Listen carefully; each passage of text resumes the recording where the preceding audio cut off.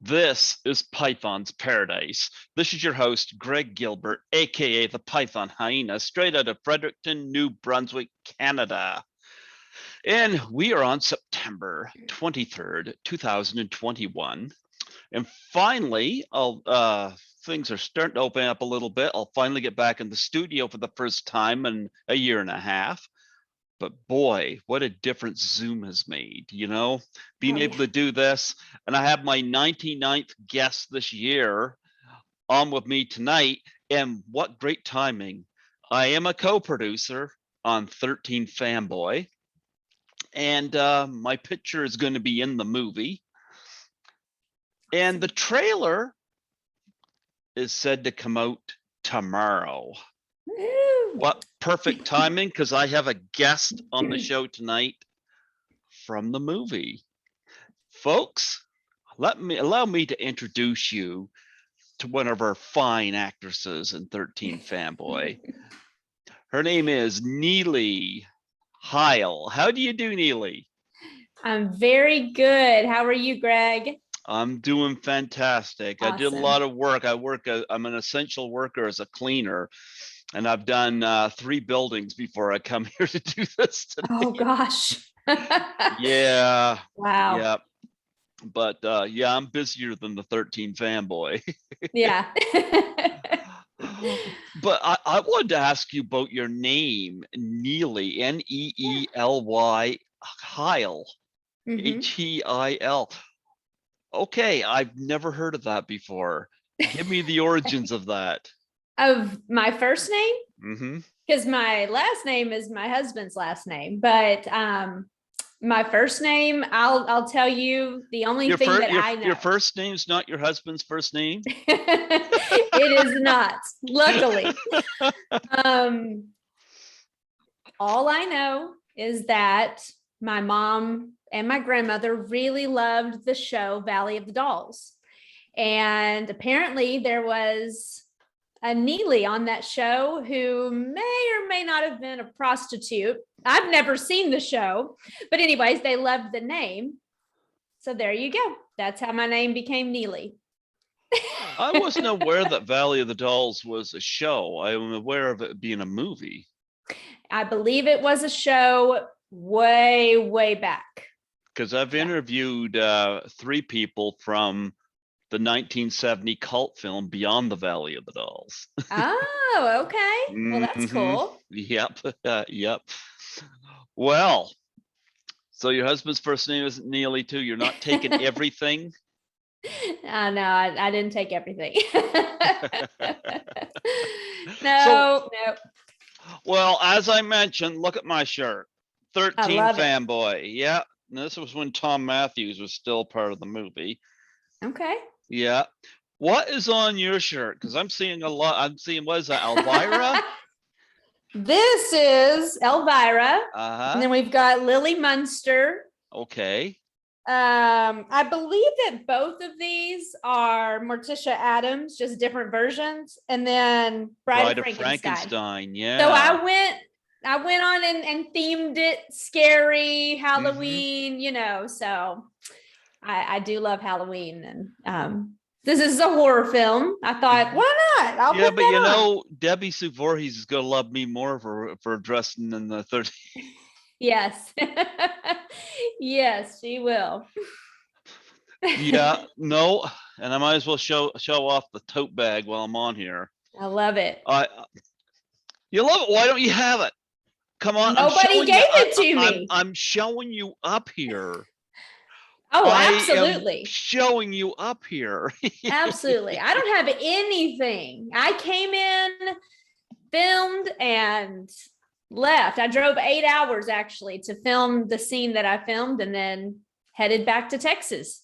You mean to tell me that Jason Bradford didn't go and pick you up and bring you back? He did that with everybody else. Why not you? Were they in Texas? No? Well, you know what? Jason Bradford did enough running around for Jennifer Bonko. I don't think he did enough running around. I know he describes this as being exhausting and this and that, but I'm like, nah. Jason doesn't have enough on his plate. Well, honestly, I didn't meet a whole lot of people when I was even there. I was there for one day for a few hours and came in and filmed one scene. But it was the best time because I sat with Dee Wallace and we had a long conversation. I believe we held up production that day because she was talking to me, so it wasn't my fault. And yeah, I got a picture with her and that was really neat. So I was very honored to be able to have that experience. Now, does your husband believe it wasn't your fault? I don't know. Yeah. Let me answer that. I don't care. No. Oh yeah, I like how you're looking around there. I hope he's not hearing this. He can hear everything I'm saying. Well, you know what? It's funny you say that because I got my picture taken with D too, but not on the set of that movie. I wasn't on set of that movie because I was required to be here because I'm the only one my supervisor can rely on. Oh So, gosh. yeah, pretty much. But nonetheless, I had Dee Wallace on Python's Paradise back in October 2015. I believe it Okay. was October, or it might have been November. Actually, it was November Mhm. 2015. And she was lovely. And then I met her at Horrorama 2018 in Toronto, and she remembered me. But this Oh, was okay. before I was involved in 13 Fanboy. So I was like, oh, Yeah. okay. What I remember most about meeting her was it was the first time I was at a convention where somebody had a debit machine at their table. Really? Most times, you bring cash and you pay for your. Yeah. She had a debit machine. I was like, man, this would save me a lot of time from carrying cash on me. She I was like. ready to go. Oh yeah, she was. I Yeah. wish more would do that, Oh yeah. because I don't carry cash on me anymore. I'm. Oh, I know. Yep. It's like, Yeah. what's the point? Pay I my know. bill every month but Exactly. yeah. But she signed my E.T. the Extraterrestrial Blu-ray and my Howling Blu-ray, and That's yeah, I awesome. got them here. Did you grow up watching Dee Wallace? I did. I did. And it was surreal filming a scene with her because that's all I could think about was I cannot believe this is the mom from ET that I'm acting with like right now. So, but Mm-hmm. she actually got my role for me.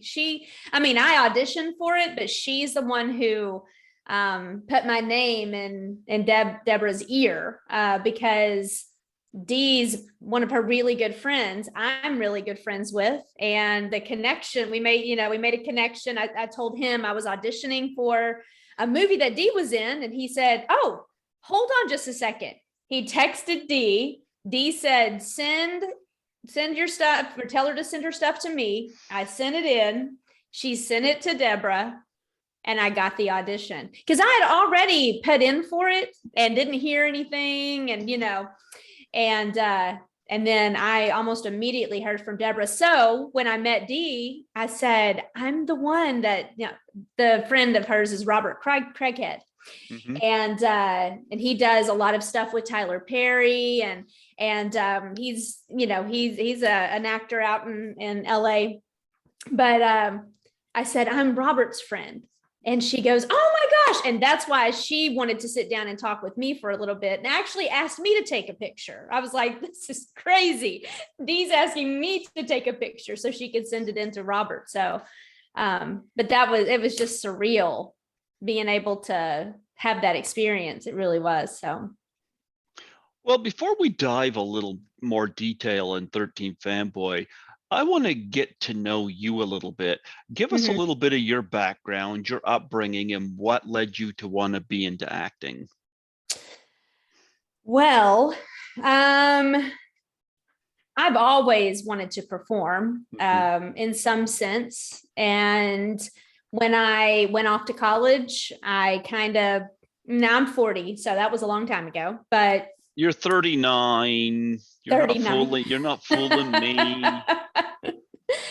And I don't give my age a whole lot, but just to give you an idea.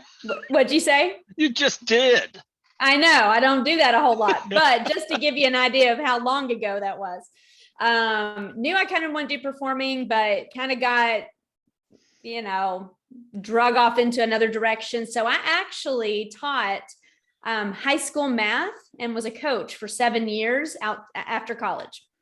And so I was an educator, went back to school to get my master's, was going to just stay in education, and decided, I was just like, what am I doing? This isn't even what I wanted to do. So I ended up retiring from education. I started a couple businesses.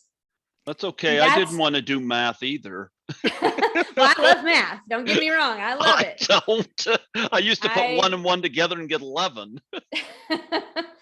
And I taught, everything up through calculus, and I'm at a blast. I really did, but it wasn't what I was passionate about. But teaching essentially is a performance every single day. And I looked at it like that. So I really was into my job, but it was time for it to end. So retired from education, started some businesses. And that's when I figured out, once I had time and freedom to kind of decide what I wanted to do, I just kind of thought, what is it that I have always wanted to do? I wanted to perform. And so I was just started with extra work here in Dallas. I'm in Fort Worth. I'm closer to Fort Worth than I am Dallas, Texas. Mm-hmm. And so just started with some extra work, and then that kind of turned into a little bit more. But that wasn't until about 2016. Mm-hmm. So about 5 years ago is when I kind of started doing some acting. I was on Queen of the South, because that was filmed here in Dallas, and had a featured role on that, which was really cool to be able to do that. And then from there, it was just more of a hobby than anything.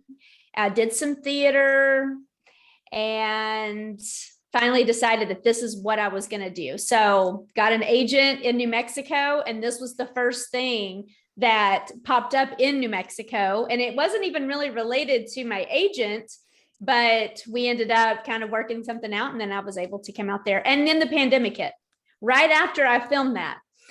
So that was,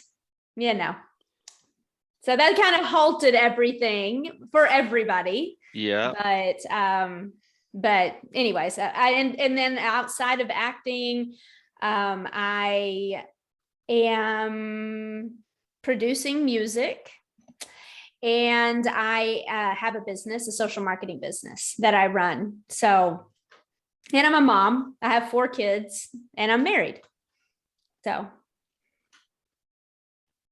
you look confused. I'm like, you need to be like Octoman there in Spider-Man 2. You need more arms. I manage though.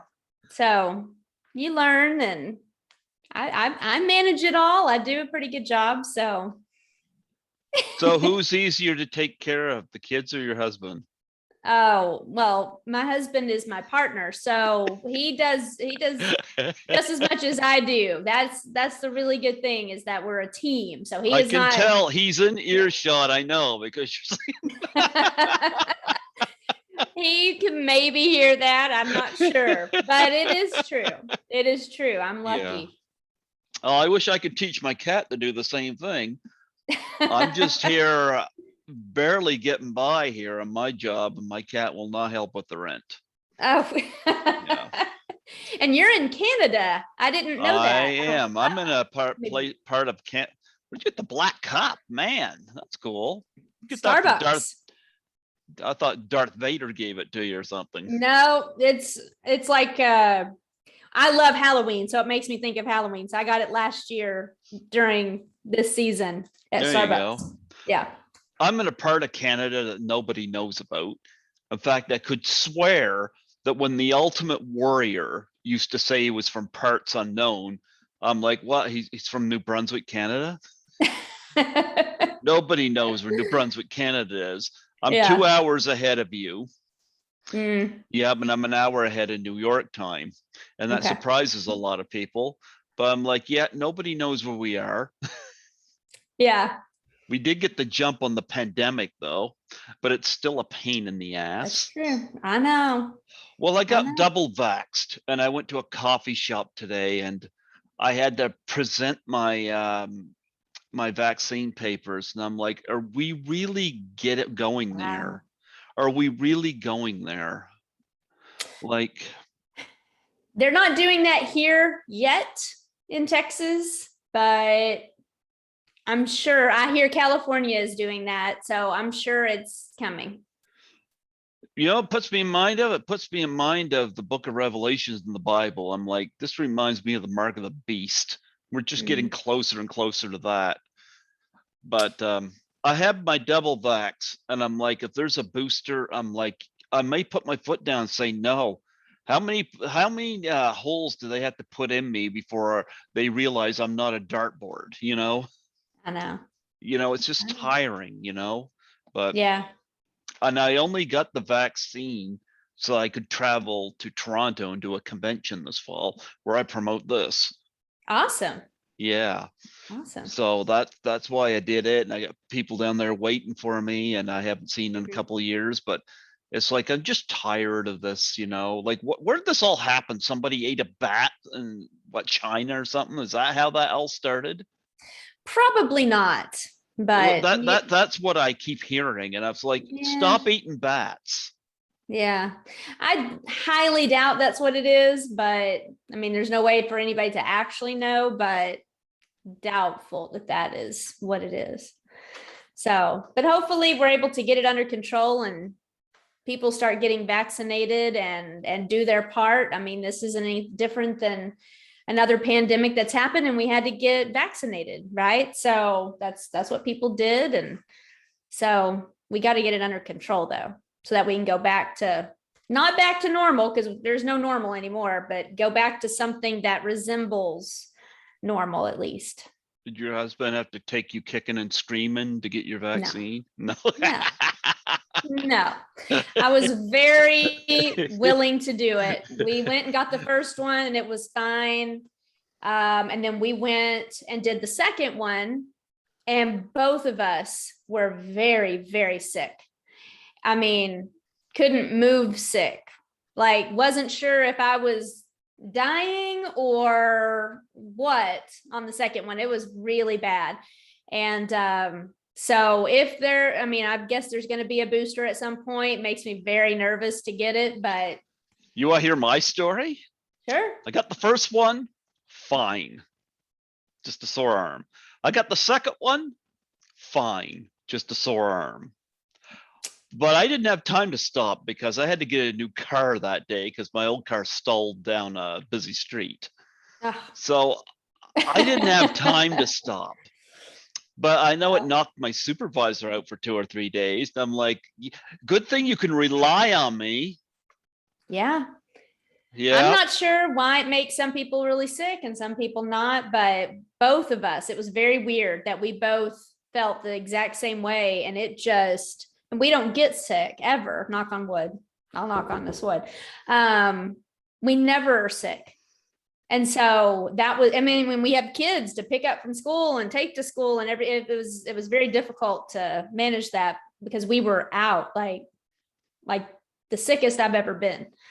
So, and then it took a couple of days and then it was better, but it's fine. We made it and we did our part. And now I hope that everyone will start doing theirs too, Yeah. So. Well, no, my parents are both terminally ill. So it's interesting.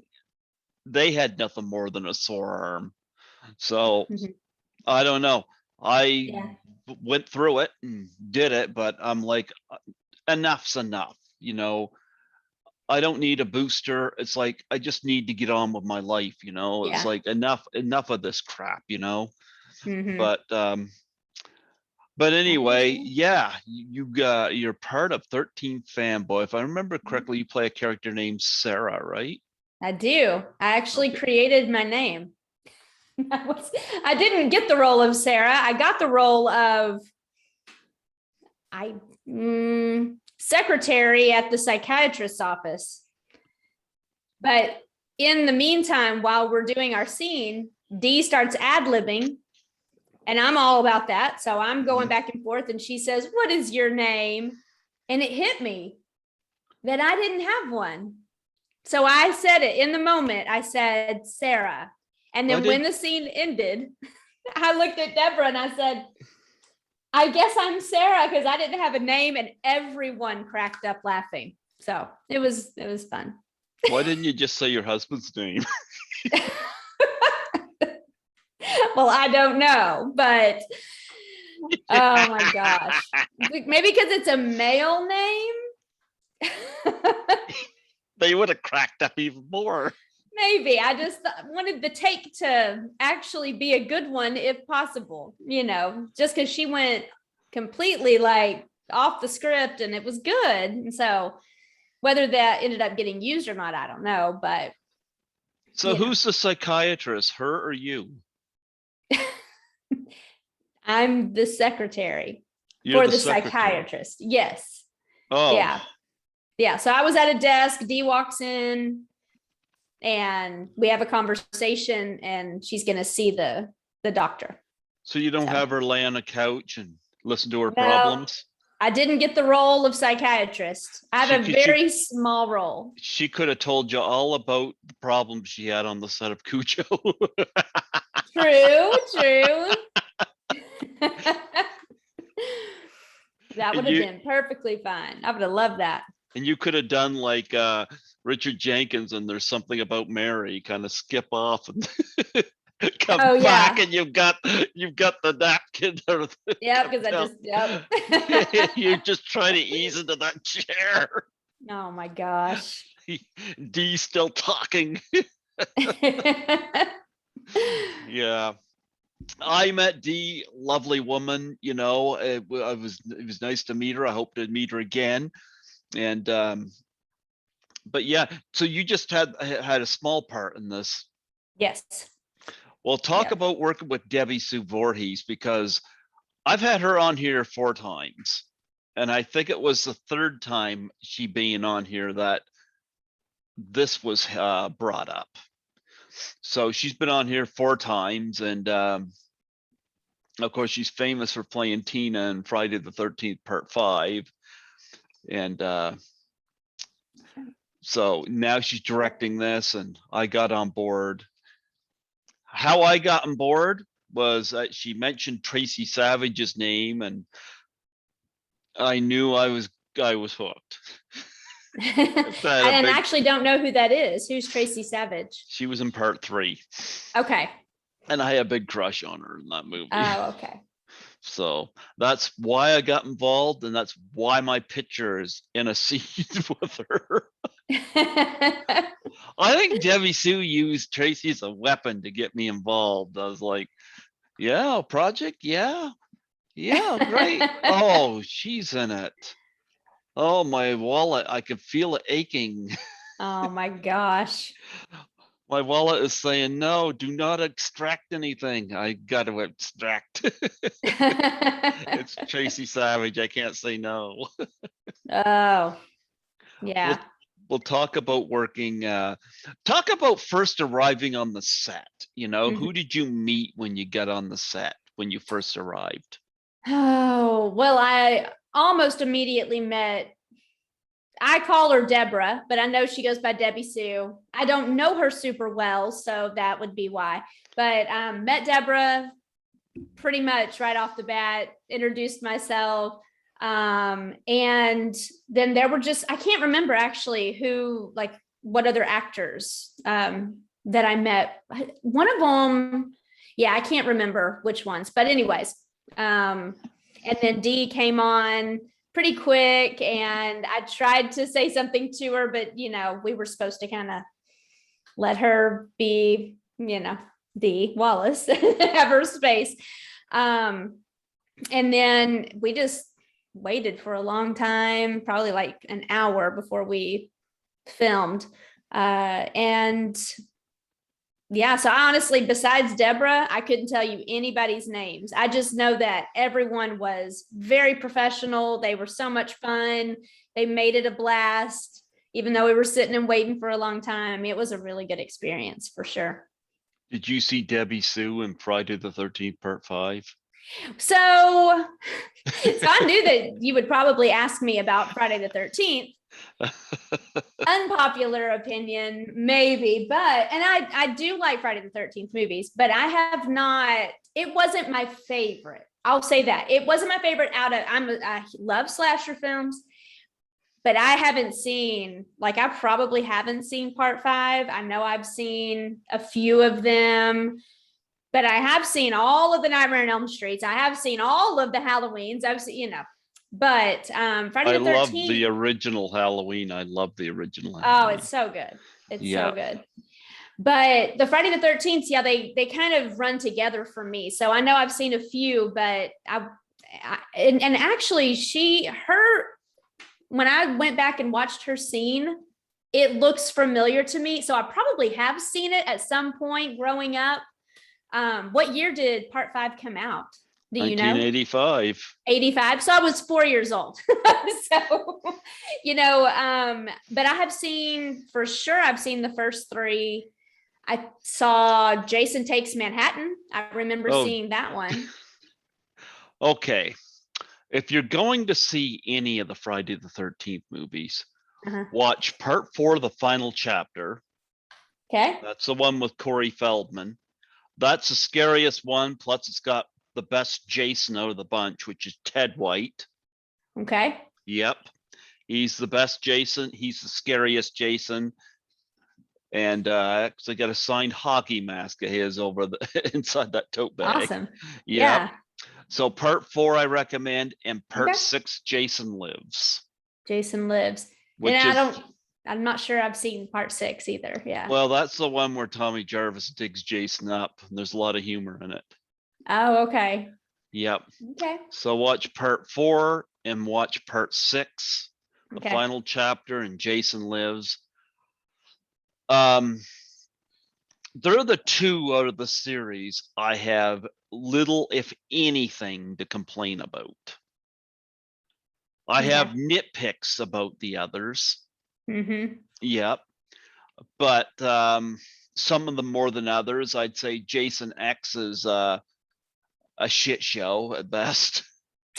Haven't seen that.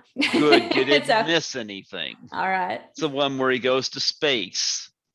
Oh, gosh. Yeah. That doesn't sound like something I would have watched. It worked about as well as when Hellraiser went to space. About as bad. Okay. Yeah. Yeah. So watch Part 4, The Final Chapter. It's got Corey Feldman in it. And watch Part 6, Jason Lives. Okay. And quite frankly, you could watch those back to back without Part 5 and you'd still know what's going on. Okay. Yep. So Sounds those good. are the 2. Plus Part 6 has got a lot of humor in it. Yeah. Yeah. Okay. And it doesn't take away from the movie. That's actually why I always gravitated toward Nightmare on Elm Street, because I loved the humor that Wes Craven put in those movies. I loved it. Okay, then you need to see Part 6, Jason Lives. Because, I mean, it is full of humor. You get a paintball scene in it. Oh, gosh. Yeah. I will go and watch it. I will. I promise.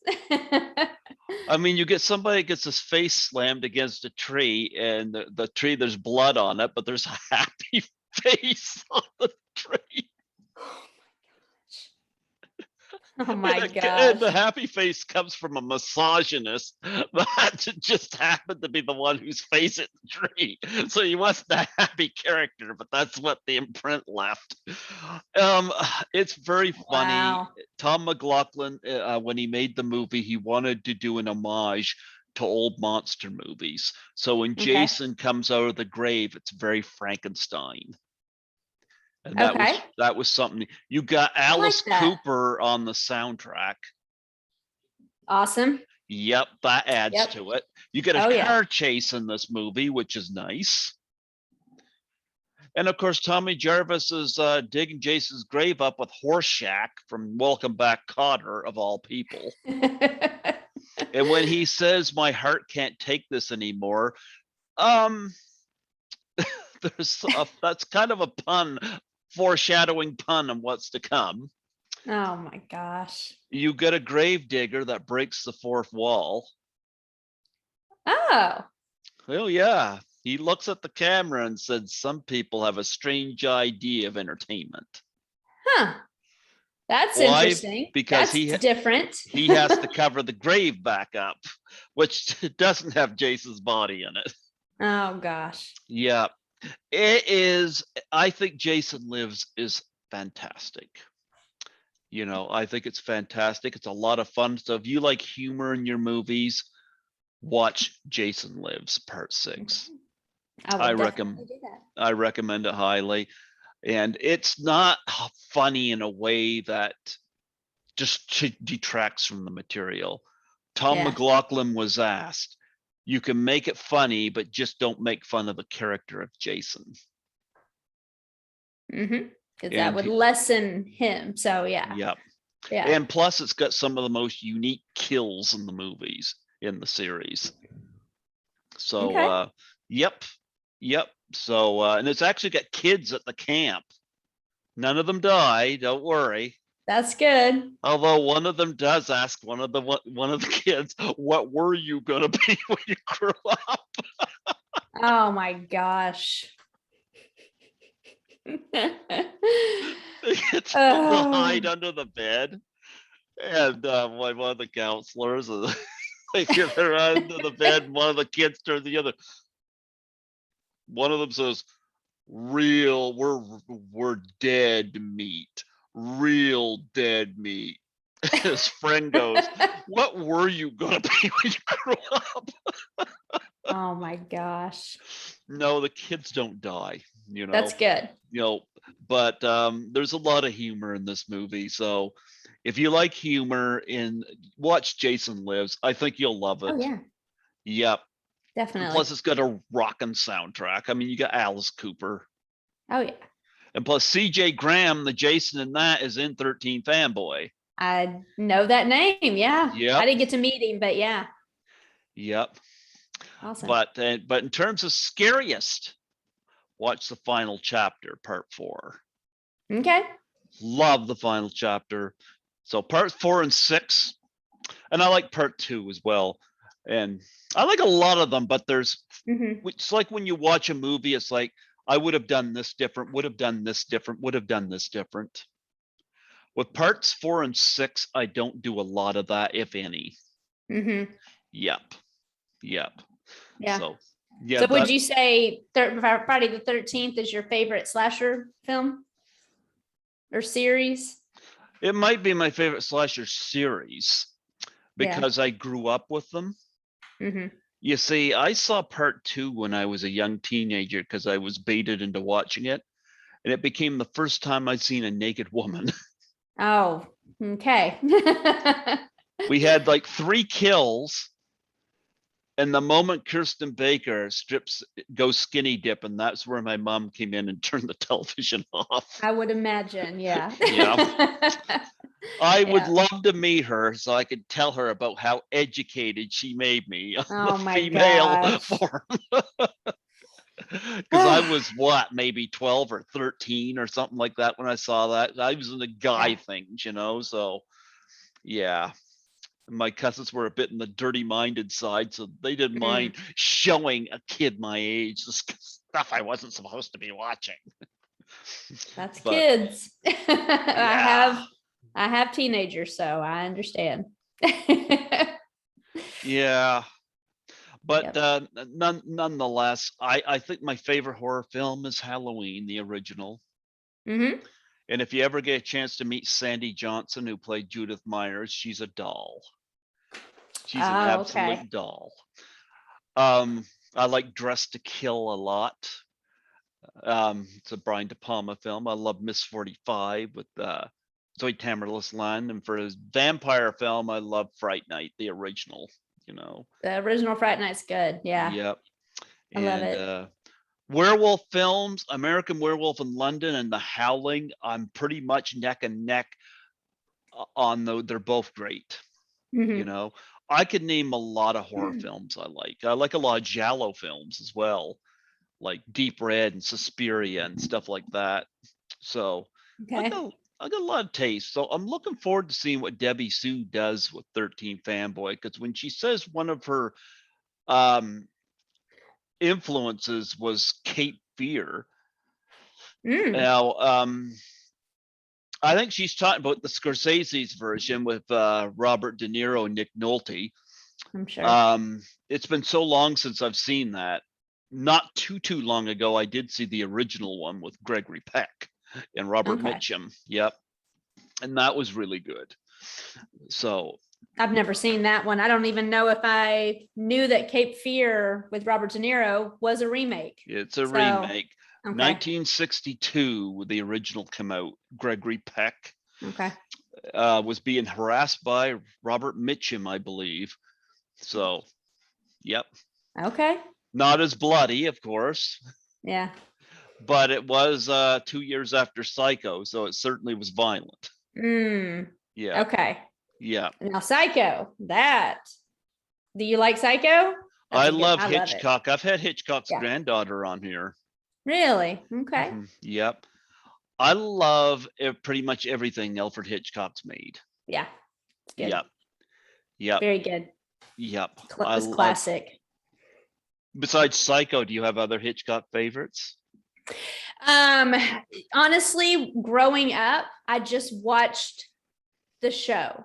So I remember I have vivid memories of sitting at my grandmother's house with her watching the TV and seeing the outline, and and I just remember I loved that, the black and white, and so just the feeling. So I can't remember anything specific, but you liked Psycho.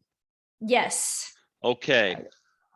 My recommendations for Hitchcock, if you really want to have fun, I recommend Rear Window strongly.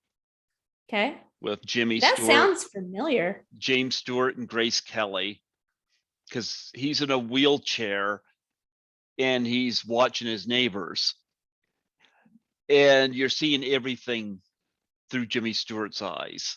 And I love the detail Hitchcock brings that movie, because you get to know all the neighbors just from observation. Mm-hmm. But did Jimmy Stewart see a murder across the way? Mm. Oh, and if he did, does that person know that he's being viewed by Jimmy Stewart? Right. It's very suspenseful. It's very fun. Another one he did with James Stewart was Vertigo. I strongly recommend that.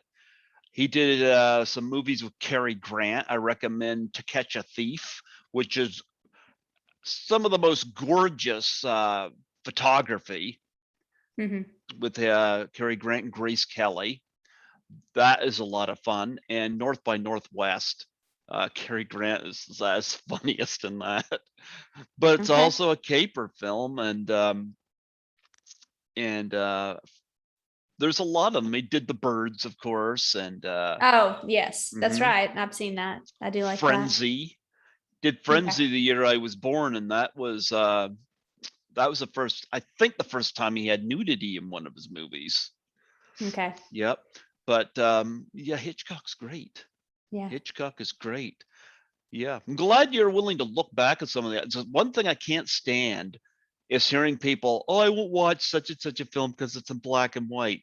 I'm like, then don't talk to me about films. Oh, yeah. I respect art in general. So I will search in any movie or song for that matter, for the art in it before and if I can't find anything, that's very rare because of course somebody had the idea. It started somewhere. Maybe it went in a wrong direction at some point, but I always try to find the little bit or the big amount of art and everything. So yeah. Well, Brian De Palma did a lot of really good horror films. Dressed to Kill is my favorite, with Nancy Allen, Michael Caine, and Angie Dickinson. Check Okay. that one out if you get a chance. Yeah, I've never seen it. Well, check it out. It's got Michael Caine in it. Miss 45 with the late Zoe Tamerlis Lund. I recommend. I love that film. And of course, any of the Giallos like Deep Red or Suspiria from Dario Argento. Those are beautifully done movies. So yeah, I'm always looking for new stuff to. Oh yeah. Yeah. So I actually. No, go ahead. You actually what? So, not sure if you like this or not, but I really love the Paranormal Activity movies. Have you ever seen those? I saw the first two in the theater. Okay. And I liked the first two. They weren't without their problems, but I enjoyed them. I saw the third one when somebody's watching it on TV, and that's when I started checking out, and I haven't seen any since. But the first two I like, but now it's kind of like every other movie is like they're doing them like that, to the point where one of the scary movies was making fun of it. But I like those first two. Actually, I might even like the second one more than the first. It's really good. Yeah. Yeah.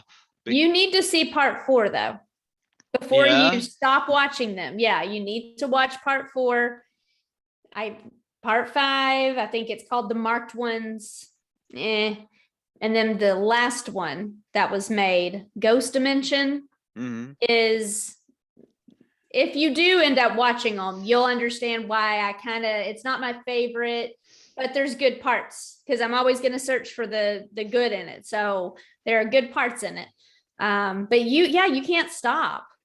You can't stop. You got to know, because after part 3, if you remember the end of part 3, it was where I was like, good, I'm glad this is over. The little girls are at the grandma's house, and she walks the little girls upstairs, and actually part 6 picks up after part 3. You don't even like part 4 isn't even a sequel to part 3. They're all out of order. So yeah, Ghost Dimension is what happens when the little girls walk upstairs with their grandma. And so I love them. I like those first two. Yeah. After that, it's like I said, I saw the third one when somebody was watching it. But no. So you recommend the fourth one? Yes, fourth and the sixth. So Ghost Dimension is just like I did with the Friday the 13th ones with you. Yes, 4 and 6, exactly. Okay, all right. I got my own 4 and 6. Okay, all right. Have you seen The Exorcist? Oh, absolutely, yes. And I actually recently tried to watch the second one and made it about halfway through and was like, I just don't really care for it that much. You know what? You probably made it further than most people. It just, the acting was bad. And again, I try to find the good, but it just, I didn't even finish it. But the first one, I mean, of course, it's a classic and love it. Did you like the first one? I love the first one. I've got it here on Blu-ray, a couple of different versions of it on Blu-ray, and I've seen it 5 times in theater. I didn't see it in 1973, mind you, when it came out, because I would have been 1 year old, but I have seen it screened various times since, and that's a great movie. Yeah, love it. Absolutely. So did you on 13 Fanboy, did you get to see any of the carnage? I didn't. No. Okay. And I know you're interviewing me, and I even was thinking, I was like, he's going to ask me questions about, but I really It was all very fast. Mhm. I was only there for a few hours, filmed my scene and left. So I didn't, other than getting to have a conversation with Dee, which probably took longer than the scene when we filmed. It was very minimal. So and honestly, I don't even know how the movie ends. I don't know. There's a lot that I don't know. So I'm excited to see this trailer that's coming out tomorrow. That's exciting. I submitted a picture of myself that's going to go in a scene with Tracy Savage. And I interviewed Riley C. Morris, the editor, a few months back. And he said to me, he said, I recognize you. He said, your picture's definitely in the movie. It's a bit bloody, but it's there. And I'm like, okay. Huh. I'm like, okay, some things are happening. Yeah. He said my picture might even be in the trailer. I'm like, nice. That's awesome. Maybe I'll make the trailer. Who knows? There you go. Never know. You Maybe. mean when you're slipping in after going to Subway and you're still telling her problem and you're slowly slipping into the chair? It was just the secretary. Just a secretary. You weren't listening to her problems? No. That would have been awesome, but no. Well, how long did you stay in New Mexico when you were there? So actually, we were vacationing in New Mexico. Like I was with my family in, I can't remember where we were. I guess we were in Albuquerque. And when I found out that I got that role and it was going to be filming like a few days later. So I had to go, we were in Albuquerque, had to drive the 8 hours back to Texas, to Fort Worth, Texas. And then I came back up, drove it, 8 hours, I think the next day maybe, and then filmed that. So, and then drove back. I was only there that time for just the night. Yeah. So it was like we got there, went up the day before, spent the night, got up, filmed that morning, and then spent that night and went back. So, yep. So not very long, but Ruidoso, we go there all the time. So. Oh, really? Yes, we are always, we love it. We're actually looking for property in Ruidoso because we love it so much that we're just wanting to buy something there. Oh, you just want to live near Debbie Sue. I know she's really close to that. So, but we love it. So. Did you get to play with her dogs? No. Oh, wait. That sounds vaguely familiar. You understand this was like January of 2020. So like this was going on 2 years ago. But that sounds vaguely familiar, but I can't remember for sure. So did she have them on set? Well, I wasn't there, but that's right. I've heard a lot. I said to her, I said, I know those two dogs at 13 Fanboy. I know it. Yeah. I'm not fooled. Well, you have another film listed here called Role Play. No, Role Prey. Excuse me. I guess I read that right. Role Prey. You want to talk about your work in that? Actually, we haven't filmed. So I was cast in that in 2019. It was supposed to film in last summer. So summer of 2020. And everything shut down. So, and I actually just talked to them probably a couple of months ago and was in communication with them and asking, when are we doing this? It's supposed to film in, I believe it's Idaho. I'm pretty sure it's Idaho. It's been so long, I can't remember. And they said, we're still working on getting production back up. So yeah, so I don't even have anything to really say on that because we haven't gotten to film. So I haven't found out whether I got the role or not, but I auditioned for Better Call Saul. So I'm hoping that I might get that. And I had an audition recently, did not get the role on the reboot of Walker, Texas Ranger. Did you know that there was a reboot? No, I didn't watch Walker, Texas Ranger. I was young when that show was on, but it's filming in Austin. And so, and actually New Mexico, they weren't wanting anybody from Texas coming up. So that kind of prevented me from being able to, you know, even audition for a lot of stuff that was going on there. And so I was trying to get some things. There's not a whole lot filming in Texas, but Walker is one of them. And Yellowstone, is that the name of it? It's a big show with Kevin Costner. It's filming in Texas, but there's not a whole lot that goes on around here. And so with COVID, it has just kind of messed up. Yeah, but not just me, it's just everybody, you know, but Albuquerque, that's where my agent is, and that's where Netflix Studios is.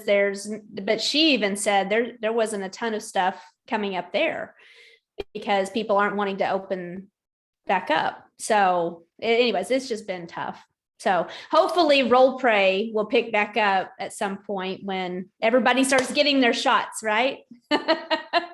Well, Lar Park Lincoln, who was on the shirt here somewhere. Mm-hmm. Yep. She lives in Texas, I believe. Have you met her? I have not. What's her name? Lar Park Lincoln. She was in Friday the 13th, Part 7. Okay. And she's in 13 Fanboy. Okay. All right. Yeah. Yep. That's cool. Yep. No, and do you ever go to the conventions? I haven't. Are you talking about just like horror conventions? No, but I've wanted to. They're fun. Oh, I'm sure. I would love to go. I started going in 2017 when one of my guests invited me. Mm-hmm. So I went and I assisted her at her table, and I got the bug. Oh, mm-hmm. It's right up my alley. I know I'd love it, but I just haven't. I mean, I see when there's things going on, like in Dallas is mainly where you'll see around here, at least. So I need to. And now I go to a ton of haunted houses. Do you go to haunted houses? No, I just clean buildings that they're haunted before I get them cleaned up. Well, yeah. You seem like you would like that you would like going to haunted houses. That's like you're in a slasher film. If you walk in, you just pretend you are, and your experience is going to be awesome. Are you kidding me? I just watch these slasher films to see the cute girls. Oh, well. What do you think I watch Friday the 13th to see Jason? He just gets more hideous in every movie. Well, I mean, that whatever floats your boat. Yeah. There you go. So. No, but no, it was Lisa Langlois from Class of 1984, which is a thriller from 1982. She invited me to my first con, and it was I've gone to Toronto every year since, except last year because something decided to ruin it. But I am going to Frightmare in the Falls, Niagara Falls, the end of October, and I am looking forward to it. You know, awesome. My supervisor's not looking forward to me going because the one she relies on the most. Do you have any charities you're involved in? Well, loosely. I mean, my husband has done a lot of nonprofit work for organizations here in Texas that you wouldn't know, but they work with disadvantaged children and single mom families. So we've been highly involved in that for many years. And then also there's some other things I can't go into detail on because I honestly don't know all the details, but over in Uganda, with kids and helping out there. So yeah, children, that's a passion of mine, you know, helping kids, disadvantaged kids. So yeah. Well, I should tell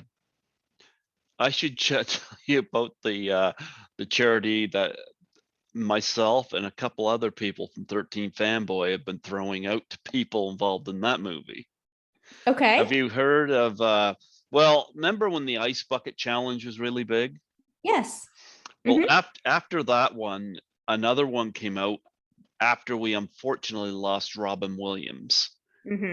And this one's for suicide and depression awareness. And it's called the Doubtfire Face Challenge. And it involves you taking a pie in the face and you nominate 3 people. Interesting. Okay. I did this with one of my guests. Actually, I did this with Lisa in Toronto. And Jason Bradford and Troy Elke, who are both involved in 13 Fanboy, I brought it up to them. They took it and they were throwing it out all over 13 Fanboy. And there's been a few takers. Some haven't done it yet, but I think they're waiting for the pandemic to pass, which I can't blame them for that. But and I just had an indie actress get back to me yesterday and say that she had a video. And normally what I would do is I would make a donation to the charity of their choice in return for a Doubtfire Face Challenge. Would you be up to doing the Doubtfire Face Challenge? Well, I mean, sure. Why not? The actress I had yesterday was a friend of an actress that had done it from Jason Lives. Nancy McLaughlin from Jason Lives, Part 6, did it in front of props from the movie. That's neat. I love that. She was friends with an indie actress who she asked if I would do an interview with her, and I said sure, and she had a good sense of humor, so I threw it out to her. And I made a donation to one of her charities, and her son put the pie in her face. So you got 4 kids. I can see that being fun. They would probably want the pie in the face, honestly, but yeah, they would be more than happy to put a pie in mine, I'm sure. So get me back for all the, all the clean up your room and all that stuff. I double dare you to give them each a pie and let them all pie you. Oh gosh, they would love that. They would love that, I'm sure.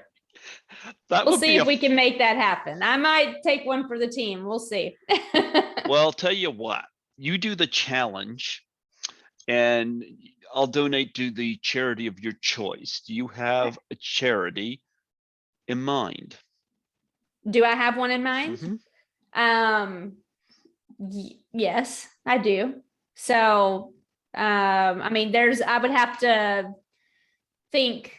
I have like a few that I have in mind. So I'd have to think about which one for sure. But all of them center around disadvantaged kids. Okay.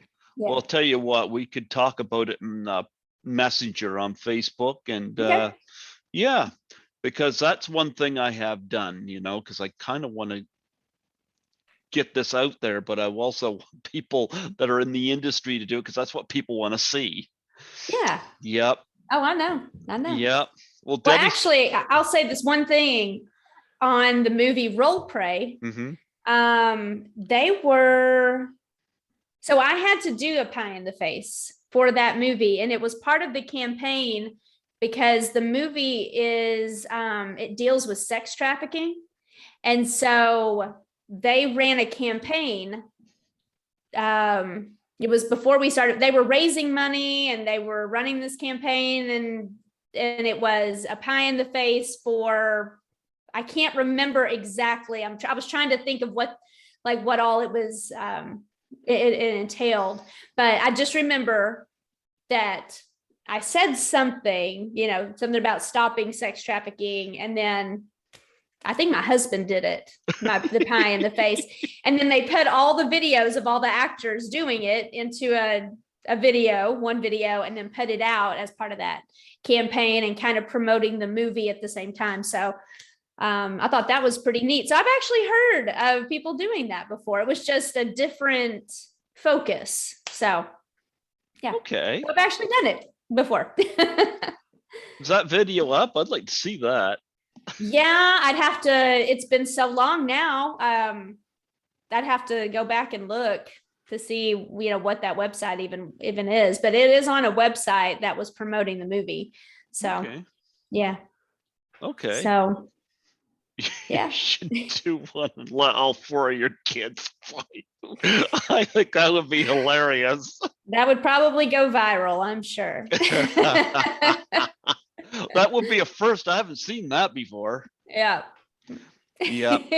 But I did it a couple of times, so I'm not throwing it out, asking you to do something I haven't done myself. And yeah. So I've had a few of the guests do it. Speaking of Halloween, Sandy Johnson, the original Judith Myers, she did it. Oh, okay. And her husband was dressed up as Michael Myers. Oh, that's awesome. I love that. And she nominated Nick Castle, PJ Souls, and Felissa Rose. Oh, okay. So now, PJ Souls, I do know who that is from the original, and then from the Halloween that was released a couple years ago. Yep. So. Well, she's trying to figure out how to get these to them. I'm going to see Felissa Rose at Frightmare in the Falls. She was in sleepaway camp, so I'm going to show her the video. Yeah. Yeah. And plus, I've heard Felissa's really approachable, really nice. So I'm kind of like, yeah. We'll go. Yeah.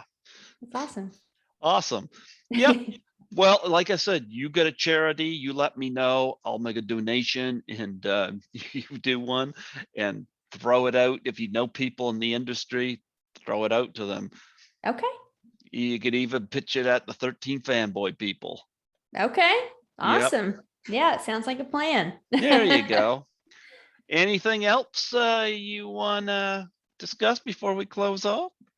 Gosh, I think when we talked about everything, it seems like, but not really, just really honored to be able to be a part of the project, and I mean, I had a blast. I think it's going to be an amazing movie. And I heard that it's coming out in select theaters on October 22nd. Is that still accurate information? Yeah, probably not here.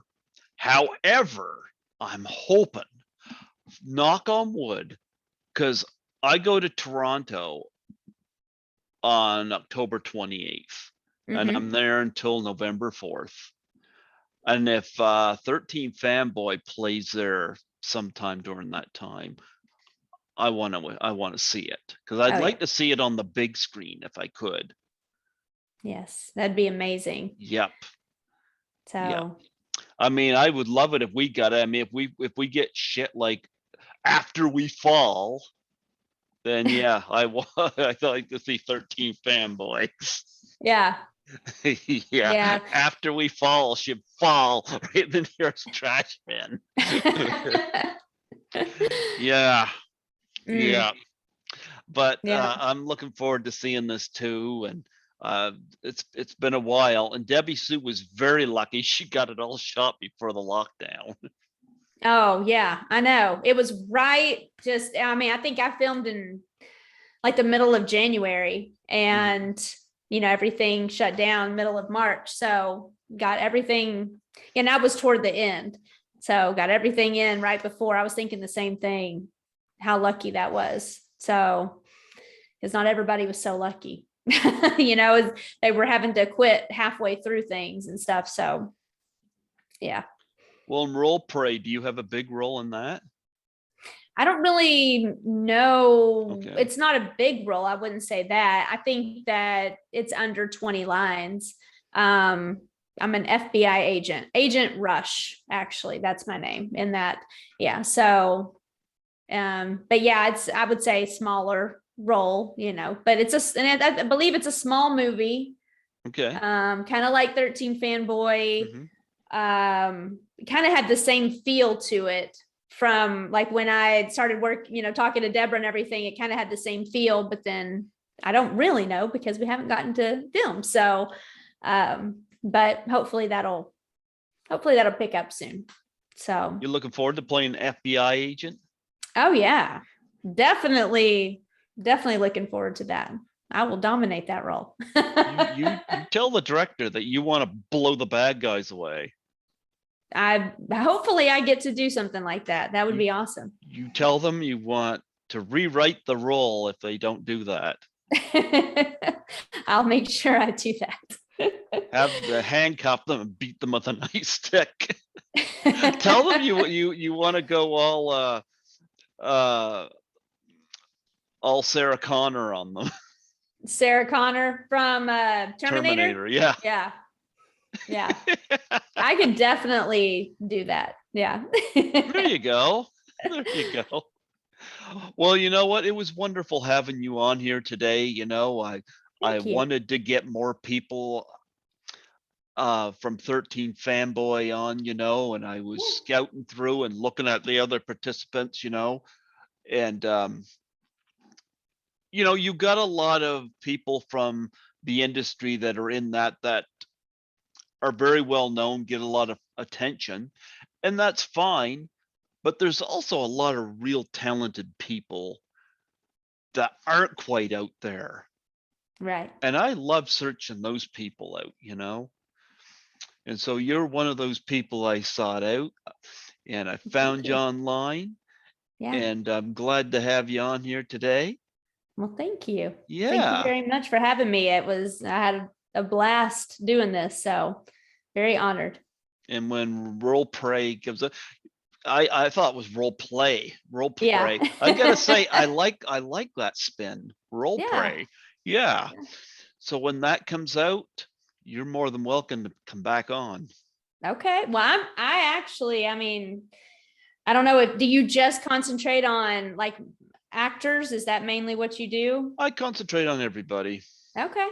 Because I bet you before role play even anything happens with that, I will have something much larger with music, because I've got some things going right now with music that's the direction that is kind of leading me right now, is more music and then acting. So actually, let's talk about that for a minute, because okay.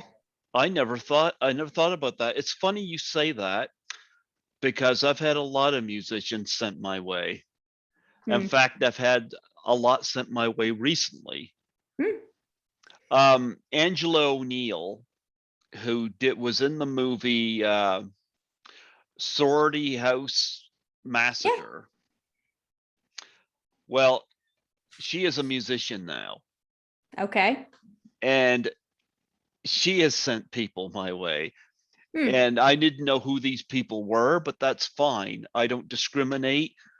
If they've got a story to tell, there are people, they don't know who they're podcasters out there. They don't know who a person is. They will interview them, but I'm like, you're preventing them from telling their story, and they could have a really interesting story. Yeah. Yep. I had an Australian filmmaker reach out to me on Facebook, asked me if I interview Aussie filmmakers.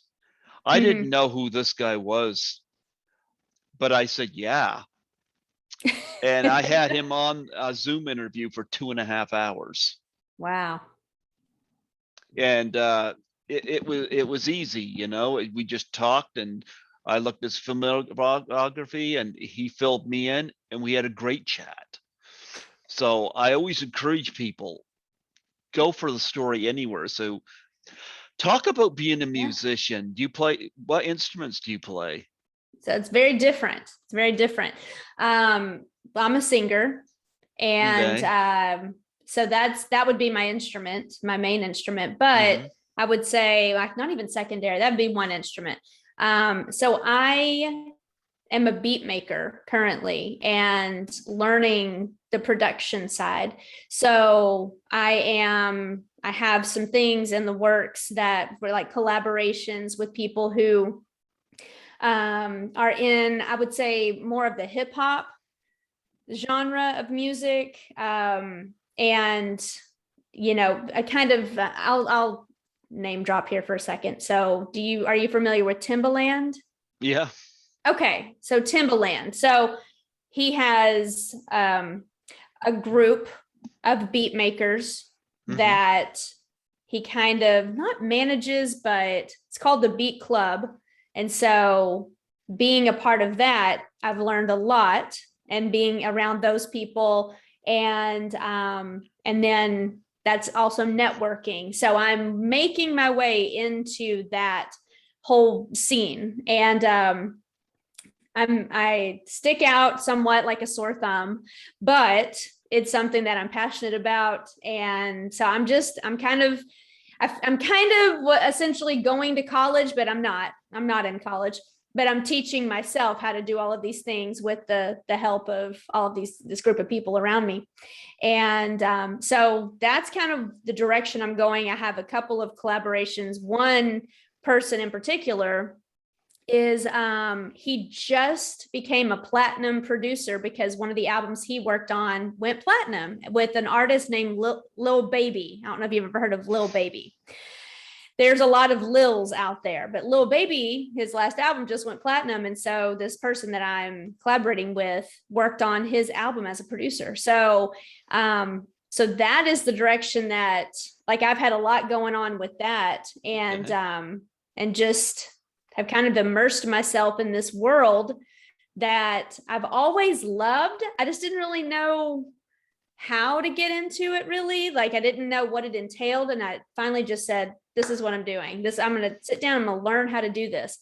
And so that's kind of the direction that I've been going, but I still audition for, when things come up. It's just acting has been a little bit more sparse than it was before the pandemic hit. So it's, I'm kind of like, let's focus on this. And then kind of when things come up over here in acting, I'll still go on auditions or send them in, however, but so anyway, so that's what I'm doing right now. But I'm also a singer. And so not really a lyricist. So I'm looking more to collaborate, be part of a team that's going to work on an album or albums, and eventually hopefully be able to do some vocals on something. But right now it's just the overall production. So you mentioned hip hop. Do you wear a Flavor Flav clock? No, I do not. I am, yeah, that's funny, but no. Maybe I should, though. That might be a good look for me. So. No, but I do have a stage name, and so I'm Blair Beats. I am Neely Blair, that's my stage name, and then Blair Beats is the name of just, that's my brand. So you're going to do the Blair Beats project? Well, that would actually be really cool. I recently watched that movie, and maybe it's also an unpopular opinion. I did not really care for it that much, the Blair Witch Project. So. You know what? I'll be frank with you. I admired what it did. I give it a thumbs up, but I'm going to tell you the shaky cam was making me sick. Actually, when I saw Cloverfield, it was so bad that I had to sit outside the theater for a moment. I thought I was going to throw up, Yeah. But I didn't care for the shaky cam, and I didn't care for the multiple shots where the lights are out and it's like for a long distance of time, And I'll be frank, I thought the ending of the movie was dumb. I did too.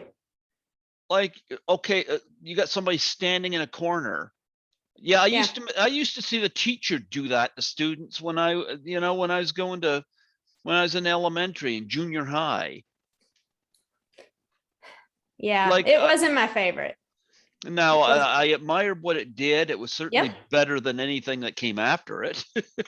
In terms of like Book of Shadows, Blair Witch 2, and Blair Witch, they were pretty embarrassing. I never watched any of those because I hadn't even seen the original, but I did watch it probably about a month ago, and I was like, I don't really like that movie, but I heard that it was amazing. I just had never seen it because it didn't look like a movie I would like. But again, like you said, I definitely applaud them for being pioneers in that whole area of, the way that they were doing it at like a found footage type movie, because some good movies came out of that. That's what Paranormal Activity was, and that's one of my favorite series. So I applaud them for that and taking risks in that way. Paranormal Activity, though, at least it's not take the camera and shake it all around, right. Yes. Yeah. It was done a lot better, in my opinion, than Blair Witch, but suspenseful. But the ending, I was like, wait, there's no way. I just sat there. I'm like, I didn't know it was over. I'm like, the camera's going to come back on, right? I was in shock that was the end of the movie. Although I got to admit, I thought Scary Movie 5, where they were making fun of Paranormal Activity with Charlie Sheen and Lindsay Lohan, was pretty freaking funny. Yeah, I haven't seen it. I think I've seen the first one, maybe the first Scary Movie, but that's it. Well, they're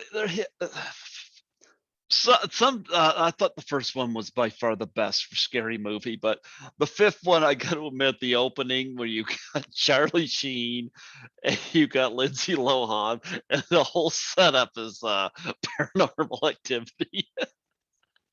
I'll have to go watch that, but just because it's based on Paranormal Activity. So. Well, that opening part was, yeah. Well, no, I guess the whole movie is kind of based around that. Now that I think about it. Well, they usually take one movie, even Not Another Teen Movie. Not Another Teen Movie takes like one movie and then incorporates a bunch. That's what Scary Movie did too. I'm sure. I think the first one, I think I've seen it. I think. And I can't. I think it's based on Scream. The first one, the first Scary Movie is Scream, and then they incorporate others, in there. So, but anyways, yeah. Needless to say, the experience is quite a bit different with Charlie Sheen and Lindsay Lohan. I'm sure. I'm sure. Oh my gosh. Yeah. Well, you know what? I've had a few musicians on here. I've had a number of musicians on here actually, and I've had Tony Basil on here. Are you familiar with her? I haven't. Well, you've heard the song "Oh Mickey." Sing it. Oh Mickey, you're so fine. You're so fine. Okay. Yes. I've had Tiffany on here. Okay. Mm-hmm. That's awesome. Yeah, I've had a few musicians on here, but yeah, I think that's great that you're getting involved with that, and I have no problems interviewing musicians. So you talking about your music, if you've got some projects coming up in the future, I'd gladly have you back, and we can get you to sing on here. Oh, I'll sing anytime. Well, I mean, I'm not prepared currently for this one. Come on. But I can sing anytime. Sing a Flavor Flav song. Oh, I wouldn't even be able to tell you the name of any Flavor Flav songs. Public Enemy, sing 911 is joke. Oh my gosh. I am going to be more Dr. Dre. Eminem. I mean, of course. Yeah. Good. You could sing the real Slim Shady. You could call it the real Neely Heil. Actually, we'll go by Blair since that's my stage name, my musician stage name. I'm the real Blair Beat. I'm the real Blair Beats. Yeah. There you go. So, I would say that my biggest influence is probably Dr. Dre, but Timbaland, he's amazing. No. And I'm not, he is what he is. He's a character for sure, but like true producing, that's what I am most passionate about. I mean, I'm a singer too, though, but I'm not a rapper. I'm not opposed, but I'm a singer. And I've done, now I will tell you, and this is kind of where music and acting crossed over. I did musical theater. And so my first show that I did was 9 to 5, the musical. And I was cast in that show as Dorothy Rhodes, which is played by Dolly Parton. Right. I love that movie. Yes. It's a very good movie. And I don't know if you're into musical theater, but if you haven't seen the musical, well, I don't even know if there's a way. I'm sure you could find it somewhere, but the musical is amazing. Dolly Parton wrote all the music for the musical. I mean, it was amazing. So that was probably my most favorite acting gig I've ever had. And I know people are just, any TV I've done, especially Queen of the South, because that was probably the biggest show or the biggest project that I've worked on was Queen of the South. And if I happen to get the Better Call Saul role, that would probably surpass Queen of the South. But people are just, you talk about TV and they're just like, oh my gosh, I can't believe you've been on TV. But I'm like, when I was on the stage doing 9 to 5, and I've done a few others, that's my most favorite, is being on the stage, acting and singing. Love it. There's nothing like it. I just absolutely love it. I would take stage over TV any day. So when are you going to do Queen of the North? So when you did you see the movie 9 to 5? Oh yeah. I love the movie. I think it's a terrific movie. It is.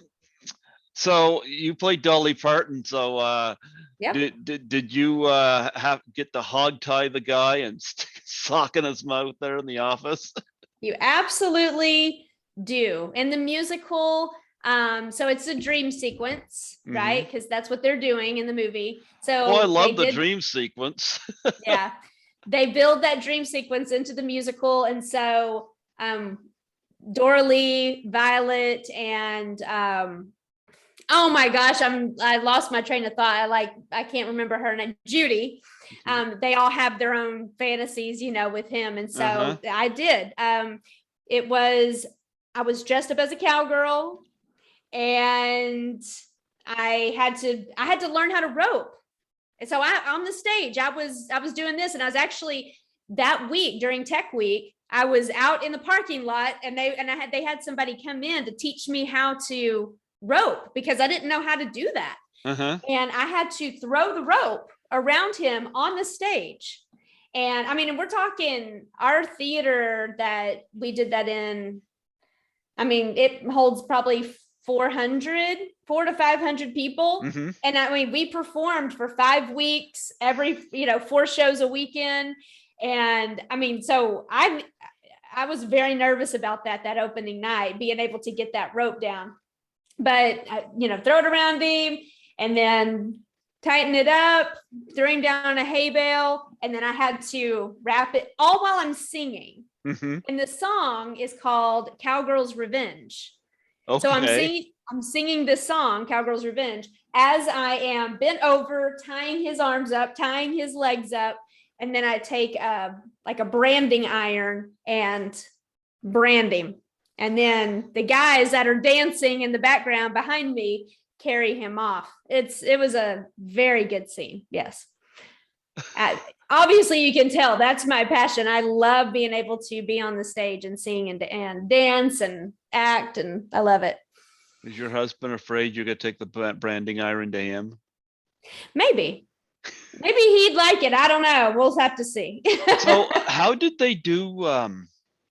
Again, I haven't seen this performed on stage, because I remember when they were going through their fantasies, Lily Tomlin had one where she was like Snow White and all the. How did they do that? Yeah.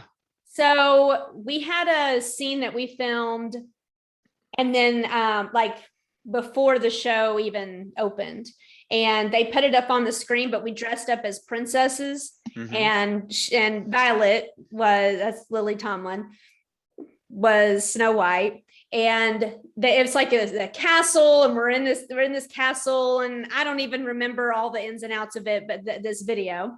And then during her scene, she's dressed as Snow White, and I know it's like a cartoon in the movie, but they just have like, I mean, I just remember they had, it's musical theater, so they had dancers come out that are kind of like the cartoon characters in the movie, and they're just doing their little dance thing, and she's just dressed as Snow White and poisons his coffee with the rat poison, and I believe that was the last one. It was Judy's scene, my scene, and then Violet's scene, and then it showed us in the princess costumes in the castle, and I think he, I guess, dies, but he doesn't really die. It's just so did you guys like string him up in his we did they made that happen, so, and it lifted him up, and it was at the end of Act 1. We sang this song called Shine Like the Sun. It's amazing. And he goes up and he's just swinging from the ceiling, and it's like this huge scene, and it closes out Act 1. Of course, that's going to be your big song, and that's how it ended. So, one of the things I loved was Jane Fonda, when in the movie, when her ex-husband or her husband or whatever comes over and is trying to make things right with her, and he goes upstairs and sees it's him, and he uses the word S&M, and she says, well, if I want to do M&Ms, it's my business. Yes, it is hilarious. I love Jane Fonda in that movie. Oh, she is so good. She's good. Yeah. That line's not used in the musical, but it doesn't concentrate a whole lot on her husband or ex-husband. And there's just like a short little thing that talks about how he, ran off with a younger woman, and then that's it. So, she moves on I guess I take that back. There's a whole song going toward the end, because he comes back and wants to get back with her, which I actually forgot. And there's a whole song about how she's like, no, it's called Get Out. And she kicks him out and says, I'm a better person now. And it's kind of like it's a really good song. So you need to maybe YouTube some of the Broadway. I know some of them are on there because I studied some of them. Yeah, but is yours on there? No, because we can't, because of the copyright. So they do film our shows when we do them at the opera house is where we do them. But we aren't able to do anything with that. But I do have a scene. I was given permission to use a scene for my reel, for my demo reel. I did see that. Yeah. And that was, that I didn't put any singing on there, but I'll send you a snippet of one of the songs that we do. So you'll like it. It's very good music, and I'll share that. So, okay. Yeah. Is it the one where you lasso them? Sure. I can definitely, I can send that. I had a lot of solos. I mean, Dolly was the lead. I mean, there were technically 4 leads. Mm-hmm. So Mr. Hart, and then Dora Lee, Judy, and Violet are all leads, but people are coming to that show to watch Dolly, right? So after the show, there were so many people that said, oh, you sounded just like Dolly. And I thought, I did not. Like, I wasn't trying to sound like Dolly Parton. I was trying to sound like me playing Dora Lee Rhodes, not Dolly Parton, right? But people are coming to see Dolly Parton, even though that was just I'm not Dolly, so, but that was kind of neat to get to play a role that she's famous for, and I loved it. That was my absolute favorite. Obviously, I can talk all day about musical theater. I love it. So now you got to twirl a gun and lasso. Is your husband and kids now a lot more mindful? a lot more mindful now that they know that I have some hidden talents. Yeah. My kids are pretty good. Mhm. They're pretty good. So You can get them all in one lasso. I could maybe do that now that I've learned how to rope. So There you go. And aside from Role Prey, you have anything else over the horizon? Outside of my audition for Better Call Saul, Mm-hmm. I've auditioned for, gosh, I'm trying to think now. It's just been so sparse, like I said. That was the most recent. Mm-hmm. I'm really hoping for that because this is the last season of Better Call Saul. Is that a show that you watch? No, I haven't seen it, but Okay. I'm familiar with it because I've interviewed a musician, Lily Hayden, who was in the movie Easy Money with Rodney Dangerfield. She's a musician, and she did a video with somebody from Better Call Better Saul. Call Saul. Yeah. Did you watch Breaking Bad? No, actually, you know what? I don't watch television at all. My Okay. television is just set up with my Blu-rays. Okay. Yep, that's. Well, Breaking Bad, I don't, I'm it's familiar with Breaking Bad. It had Bryan Cranston in it, and okay. yeah. Very good show. Mm-hmm. Better Call Saul is a spinoff, Mm-hmm. but it's actually Breaking Bad is like when you're watching Better Call Saul, it starts before Breaking Bad and then they intersect. And they intersect in this last season that they're still filming. So and then that's it. This is the last season of it. So I love Breaking Bad. It was filmed in Albuquerque. And then Better Call Saul is being filmed in Albuquerque. I'm hoping for that. But I have auditioned for a couple of commercials. I've had some people reach out about some different things, but none of it, I don't take everything that comes across. I'm kind of picky on it because it's not as much my passion as music is. So, but something like that, absolutely, if that comes across, then yeah, for sure. I was trying to think, it seems like there was something else that I'm forgetting that I auditioned for recently besides Better Call Saul and Walker.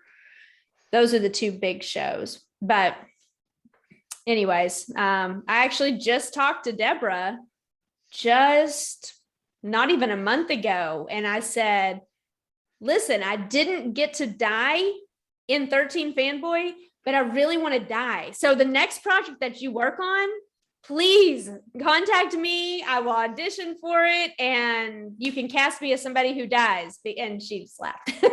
So hopefully if she, anything that she does in the future, she'll reach out and maybe I can be a part of that because I loved working with her. So Yeah. Oh, well, absolutely. Yeah. It's a good thing I didn't act in the film because it would go from a horror film to being a comedy right there. Yeah. Yeah. I come from the Tommy Wiseau school of acting. Yeah. Although I do cameo in 9 James Balsamo movies, though. Oh, who? I don't know. I'm not familiar. He does B horror films and whatnot. Okay. All I had to do was shoot my footage on my phone and send it to him. Okay. And he spliced it into the movie, and one of them played at the Chinese Theater in Los Angeles. I was like, holy cow. Well, that's awesome. Well, I had 2 scenes in It Wants Blood that are watched on a television by Eric Roberts, and I'm like, okay. And I didn't even meet Eric Roberts, and I'm in scenes with him. I'm like, okay. Yeah. But his movies are so corny, and I don't mean that in a bad way, that my bad performance kind of matches the material. So I'm okay with that. Yeah. Yeah. Well, I actually did film something. Now it was there's a I don't even know what to call it. I guess it's a series, but I'm not sure where it is going to be. I think it's going to be streamed, but I couldn't tell you where. I'm not in it, but it was through Harlem House in New York City, and they do these. They're typically done live, where you go, you audition. If you get cast, then you learn all of your lines. It's all done in one night. You learn your lines, you work with the cast that you're cast with, and then you perform for a ton of casting directors, actors, people who are looking for actors in their, upcoming series or films, whatever the case is. And so it was during the pandemic, so they couldn't do it in person. So they actually did all of this online. So it's called Mismanage. And the director that I worked with is an Emmy award-winning director. And the actual series is, like I said, going to be streamed, but we did this as a performance for all of the casting directors, producers, actors, and then you get critiqued by somebody that's relevant. And we were critiqued, each of our performances in the show was critiqued by a person named Nate Parker. Does that name ring a bell? I know that name, but I can't connect a face to it. So he just did a movie. He was the lead in it, called American Skin, and it was about racism. I'm trying to think. Everyone was tweeting about it. You had LeBron James who was tweeting about it. I mean, Nate Parker is a big actor, and I can't tell you what he's in, but it was really neat that we were able to be in that show. And I was cast with, it was me and the rest of the cast were African-American actors. And I was a racist in the show. Like, that's what I was cast as. And for a second, it kind of, I was like, is that something that I would want to be a part of? Because I'm not, I'm not like that at all. But it is to bring attention to racism, that the show that we did. And that's why Nate Parker was brought in to be the person who critiqued our performance. And so, yeah, I kind of felt like I was taking one for the team in a sense, because I was being made an example of, right? A white woman, just, but it was really good. And the director I worked with was amazing. And she actually has reached out and said that she's going to be working on some things. And when the pandemic is over, that we can work together. So maybe that will actually happen. We'll see. Yeah, absolutely. Absolutely. So they need to get you to do a movie musical. Yeah. Do you have a favorite movie musical? A movie musical? Yeah. Do you have a favorite movie musical? Oh, well, cliche. I'll say the answer I'm supposed to give, and then I'll give my real answer. I love Wizard of Oz, but that's great. I love it. Yeah, it's my favorite movie of all time. I'm not faulting you there. It's fantastic. But my guilty pleasure favorite musical movie is Rock of Ages. Have you ever seen it? I love that movie. I've got it here on Blu-ray. I've got the soundtrack album. Love it. I love it. I am a huge 80s and 90s rock fan. Love it. And typically I wouldn't like a remake of a song by those bands because it would come off cheesy, but that does not. They do all of those mashups and they're just so good. I love the music in that movie. I love Rock of Ages. I went to that 4 times in the theater. I watched it in the theater too. Good. Yeah. Tom Cruise as Stacey Jacks was fantastic. I know. I love how they mashed the music up. I think my favorite mashup was I Love Rock and Roll / Jukebox Hero. That's And I good. loved it. They were in a record store, and it took me way back. Like I know. vinyl's made a comeback, but I remember when vinyl was here Oh, back in the 70s and 80s. Yep. did you notice the wall behind me? That is my wall of vinyl. I see that. You got Fleetwood Mac up there too. I see them. Yes, I Yep. do. And Madonna. oh, yeah. And I have a bunch. I have a ton of records over here. I have my record players over here. But up on the wall, Frampton, Foghat, Tom Petty, Madonna, Charlie Daniels, Fleetwood Mac, Willie. I've got Johnny Cash, Prince, Purple Rain, which is my favorite. Jimi Hendrix, Dolly, 9 to 5. I've got Elton John, George Michael, Motley Crue, the Beatles, Dr. Dre, which the Chronic is amazing. Loretta and Conway. I don't see any Weird Al though. No, I wouldn't have Weird Al. Why? He sang a song called Albuquerque. My husband likes Weird Al, but I'm not a fan. But what's wrong with you?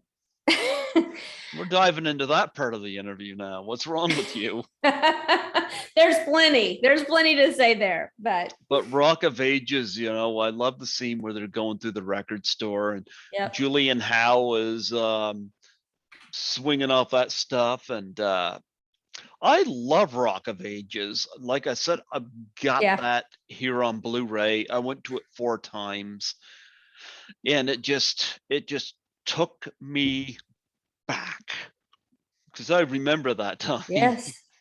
Oh my goodness. And it saddens me that Alec Baldwin doesn't like the fact he did the movie. And I'm like, this comes from a guy who's done such shit as Pearl Harbor, which was garbage, The Cat in the Hat, which was garbage, Thomas and the Magic Railroad, which was garbage.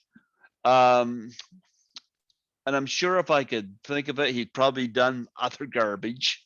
I'm like, Rock of Ages, he actually did a good job in, so he's got nothing to complain about.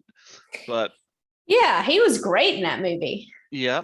So, but maybe maybe he didn't like his character. I don't know. Him and Russell Brand, had a relationship in that movie. So maybe it had something to do with that he wasn't, I don't know. Maybe not. So I don't know. I loved Rock of Ages. Yes. I think it's a great movie. I'd love to get somebody on here from that movie. Yeah. So yeah, I'd love to celebrate it. No,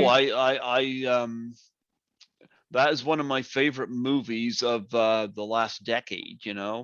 Yep, Mine too. Yep. So yeah, and I got the soundtrack album. Did you get the soundtrack album? Yes. Have the soundtrack. But everything's on Spotify now. I actually have the CD because we bought that at some point, but I have it on Spotify and listen to it all the time. So yeah, I love it. Oh, love that movie. Yeah, I'm glad you brought that one up. Like you have nothing to be ashamed of there. A thumbs up all the way on Rock of Ages. I love that movie. Love it. Yep. Yeah. It's good. So anything else you want to promote on here? Oh gosh. No, I'll you just kind of watch, and I guess I can reach out if anything with Blair Beats and anything that might come up that's worthy of maybe jumping on here, and so but outside of that, no, nothing. When I have you back, will you wear the Flavor Flav clock? Probably not, but I will wear my wig, one of my wigs for sure. I will be all, my music character, which is different than who I am portraying right now. So. Who are you portraying right now? Right now I'm portraying myself, but I am different when in my music. So yes. So you play a character when you're on stage. I am, yes, that's what I like. And this is all very new, my music. So it's all kind of new. So I am coming into what that's going to look like and everything. But yeah, it's very different than just who I am in just regular everyday life. So I could get you on here for an interview where you're playing somebody. I'll be playing Neely Blair. I'll even play you some of my music. You know what? I'm open to that. I am open to that. I could be a very colorful guest for you on your show. You know what? I am open for that. I might reach out to you to do that before Christmas, maybe. Okay. I normally don't have guests on twice, but unless they're on here with somebody. But if you're playing a character, that's just kind of something different. It is. So yeah, for sure. Okay. I'll send you some things that I've worked on that you can listen to, and just kind of so you can have an idea of my direction and what I'm doing right now with music. Okay, I'm open to that. You got my curiosity. I'm open to that. Yeah. Awesome. And I don't know if I sent you a friend's request on Facebook or not. I might have, but let's connect on there. And yep, and we'll stay in touch. 13 Fanboy trailer being released tomorrow. Awesome. And we get to see Neely play a kick-ass secretary. Yes. Hopefully my scene wasn't cut. I hope your scene wasn't cut. Well, How bad would that be? I think Debbie Sue's pretty loyal, though. I don't think she'll cut anybody. Yeah, we'll see. Yeah. Well, you know what? I'll have you back here. Okay. Be as one of your characters. I think that could be interesting. You got like a whole backstory for this character and stuff? Working on that currently. That might be interesting. I'd be open. I haven't really done that on here before. I'd be open to that. Okay. Okay. All right. Okay. That might be interesting. Yeah. Maybe we could get shots of you lassoing. Oh gosh. Well, maybe we'll see. You can like lasso it off in the distance. We could see furniture fall over. Oh, maybe that would look good. That would look good on Zoom. We'll see. I don't even know if I remember how to do that. That was, I guess it was like 4 years ago when I did 9 to 5, or almost 4 years ago. So it's been a little while. So. Oh, well. Yeah. Well, you know what? It was wonderful having you come on here today. And yep, I was happy to reach out to you and discover a new cast member from 13 Fanboy. And now I'm looking forward to seeing Role Play. And I'm looking forward to seeing what else you're doing musically. Yes, I'm going to have you come on here and play a character. I'm committed to doing that. Awesome. Yeah, I might have you. I might have you on here before Christmas so you can sing Christmas songs. Hey, that sounds like a plan. I like it. There you go. Yeah. Well, anything else you want to plug and promote on here before we close off? No, I think I've said everything that I could possibly say. And other than thank you so much for having me. And I had a blast, and I love talking art in general. You know, we talked about music and movies and so. Isn't it amazing? We were about to close off like an hour ago, and then you mentioned the music, and I was like, gee, this could go even further down, you know? I know. Well, when I get this all done up, you got my permission. You can put it on a web page or your Facebook or wherever it is. Okay. Yep. So you'll have awesome. You can share it out wherever you want to do. Okay. And yeah. No, I was happy to have you on here today. It was a real pleasure. Before I let you go, would you mind doing a plug for my show?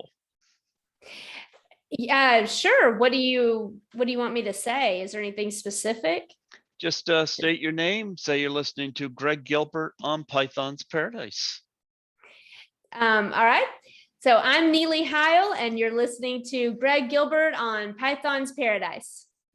Absolutely. Yes, we'll definitely have you back. I'm Awesome. looking forward to seeing what you do next. Well, thank you. Me too. Mhm. Me too. All we need to do now is get you one of these. Yes, I need one of those. So you need to be in charge of sending me one. This is the only one I have. Well, how are we going to make that happen? You got to bug Debbie Sue. I guess I will. Send me one of those shirts. Yeah. Yeah. I forget how much these were. I don't know whether this was a perk or what Mm-hmm. from the Indiegogo, but I've been promoting it at the cons I go to. So when Yeah. I go to them, it's been a while. But Yeah. yeah. Well, Well, I need anyway, one. yeah, absolutely. That in a tote bag. Yes, that's what I would carry that everywhere. Mm-hmm. So, Absolutely. Well, you have yourself a wonderful evening. thank you. You Thank you. too. Thank you so much for coming on here. And I look forward to seeing you listen to all of D. Wallace's problems, even though you're a secretary. Well, okay. I swear. Oh my gosh. So, all right. All right. Take care. God bless you. Thank you so much. And Thank you. absolutely. All right. Bye-bye. Bye.